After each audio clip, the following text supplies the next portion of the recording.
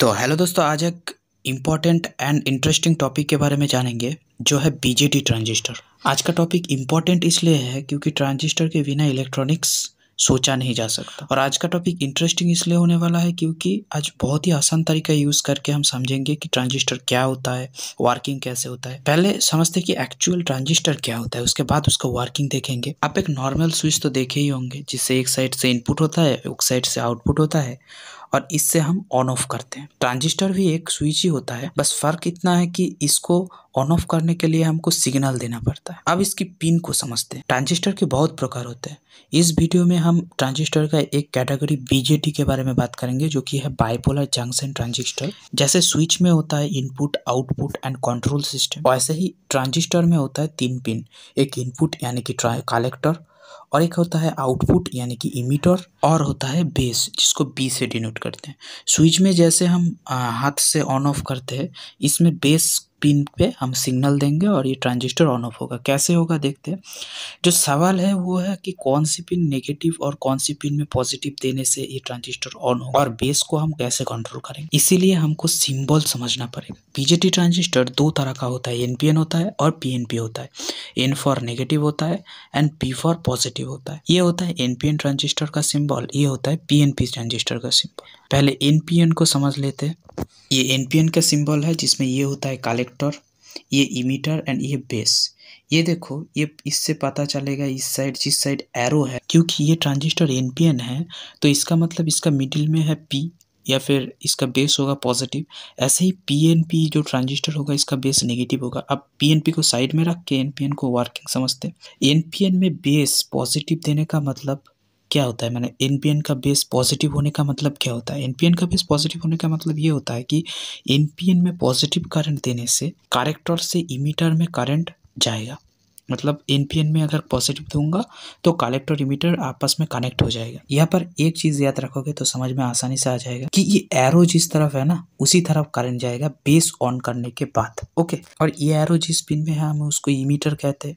Okay, तो emitter fix रहता है, उसका एरो भी फिक्स रहता है। एनपीएन में तो आसानी होगा क्योंकि इसका एरो बाहर की तरफ है। इसका मतलब बेस को पॉजिटिव करंट देने से हमको कलेक्टर से इमीटर में करंट जाएगा। ओके, प्रॉब्लम पीएनपी में आता है क्योंकि इसका एरो अंदर की तरफ है। मैंने पहले ही कहा था कि इमीटर वही पिन होगा जिसमें एरो होता है, वही होता है इमीटर। क्योंकि पीएनपी में नेगेटिव देकर बेस को ऑन करते हैं और करंट अगर बेस ऑन है तो करंट इमीटर से कलेक्टर की ओर जाएगा, ना कि कलेक्टर से इमीटर की ओर। ओके, पीएनपी में थोड़ा सा उल्टा है। आप एनपीएन को ही समझ लीजिए क्योंकि पीएनपी का इस्तेमाल ज़्यादातर नहीं होता है।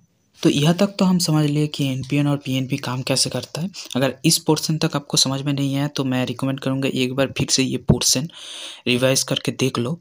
बहुत ही आसान है पीएनपी का वर्किंग। तो सिंबल समझने के बाद हम जानेंगे कि इसका प्रैक्टिकली यूज़ क्या होता है।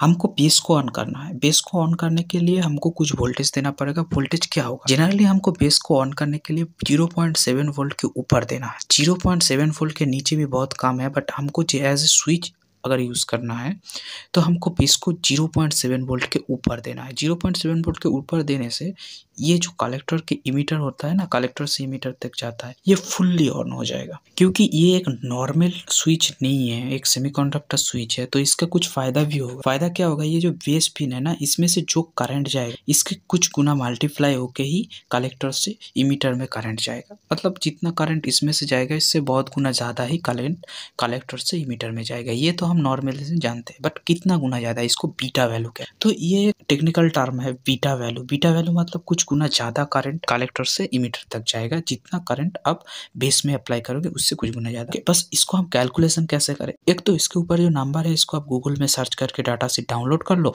उसके अकॉर्डिंग आप बीटा वैल्यू जान सकते हो कितना गुना ज़्यादा जाएगा। इसके अलावा आप इसको मल्टीमीटर में भी चेक कर सकते हैं। मल्टीमीटर में कैसे चेक करना है, एक होता है ये देखो, ये मल्टीमीटर होता है, इसके एक सेक्शन होता है HFE नाम का। इसमें ये जो पोर्शन है ना, ये पिन इनपुट करने का जगह है।